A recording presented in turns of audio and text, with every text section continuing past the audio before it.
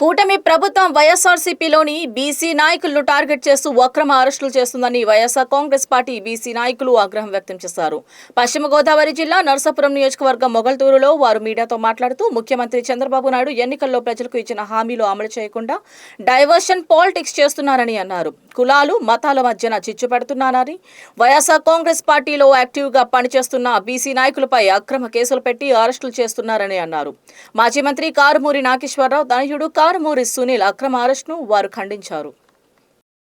నమస్కారం. అలాగే బీసీ నాయకులందరికీ కూడా హృదయపూర్వక నమస్కారం తెలియజేస్తూ, కూటమి ప్రభుత్వం అధికారంలోకి వచ్చి 2 సంవత్సరాలు గడిచింది.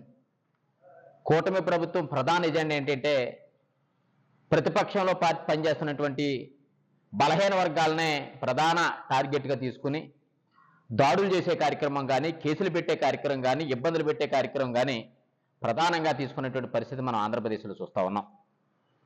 గత నెల 19వ తారీఖున మాజీ మంత్రిగా ఉన్నటువంటి కారుమూరి నాగేశ్వరరావు గారి అబ్బాయి సునీల్ కుమార్ గారిని అక్రమంగా అరెస్ట్ చేసి సజ్జలగూడ జైల్లో పెట్టడం జరిగింది. వారినే కాకుండా వారి కుటుంబం మీద అక్రమ కేసులు పెట్టడం జరిగింది. వారు వ్యాపారం చేశారు. వ్యాపారానికి సంబంధించినటువంటి లావాదేవీలన్నింటినీ కూడా చాలా స్పష్టంగా వివరణ ఇవ్వటం జరిగింది. అయినప్పటికీ కూడా కారుమూరి నాగేశ్వరరావు గారిని, కారుమూరి నాగేశ్వరరావు గారి కుటుంబాన్ని ఇబ్బంది పెట్టాలనే ప్రధాన ఎజెండాతోటి ఇవాళ కూటమి ప్రభుత్వం తీసుకున్నటువంటి నిర్ణయం ప్రజలందరికీ కూడా అర్థమవుతుందనే విషయాన్ని సందర్భంగా చాలా స్పష్టంగా అర్థమవుతూ ఉంది.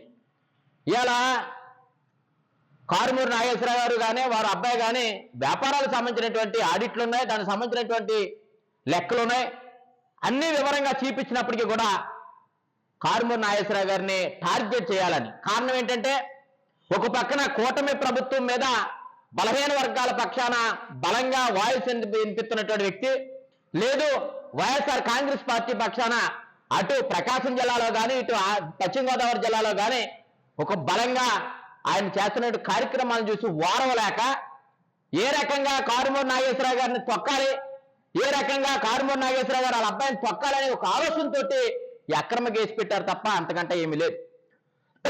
ప్రజలకు అర్థమవుతా ఉంది, కారుమూరి నాగేశ్వరరావు గారి అబ్బాయి చాలా చెనిష్ఠుగా ఉండే వ్యక్తి, ఎక్కడ కూడా కాంట్రవర్సీ లేకుండా ఆయన అక్కడ పార్లమెంట్లో పనిచేసినప్పటికీ, ఏలూరు పార్లమెంట్లో పోటీ చేసినప్పటికీ కూడా ఎక్కడా కూడా కాంట్రవర్సీ లేకుండా, ఆయన మంత్రిగా ఉన్నప్పుడు ఎక్కడా కూడా అవినీతి చేసినటువంటి పరిస్థితి లేదు.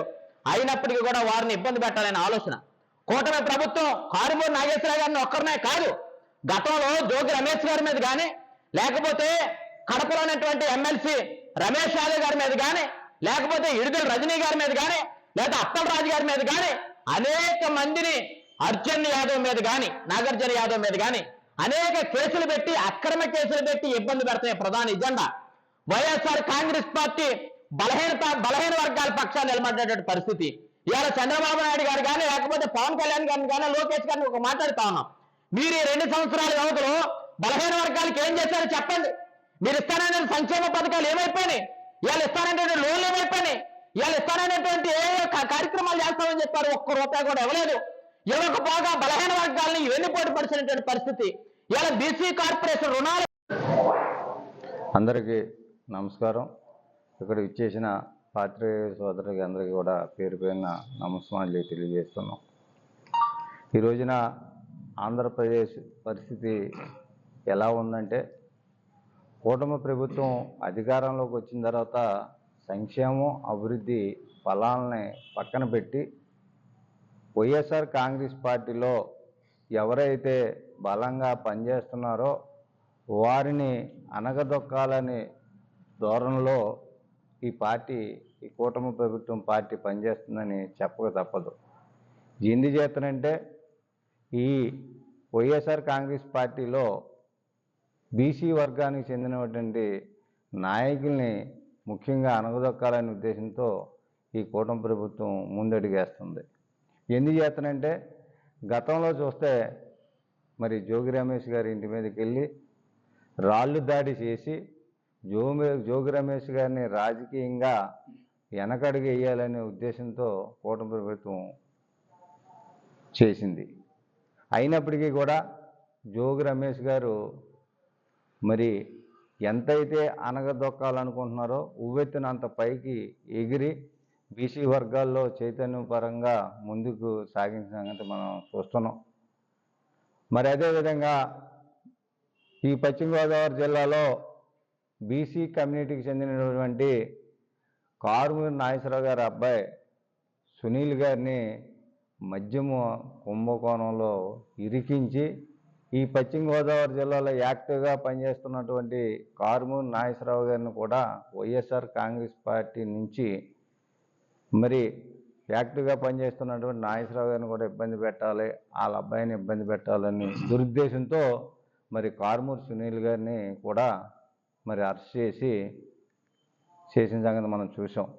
ఈ రోజున చెప్తున్నాం, కూటమి ప్రభుత్వం అధికారంలోకి వచ్చిన తర్వాత మీరు అనేక సంక్షేమ అభివృద్ధి ఫలాల్లో పంచిపెట్టవలసిన పరిస్థితి ఉంటే ఈ రోజున కక్షసాధింపు చర్యగానే మీరు పాల్పడుతున్నారు తప్ప ప్రజలకు ఎవరికి కూడా ఏ సంక్షేమ అభివృద్ధి ఫలం అందించిన పరిస్థితి లేదు.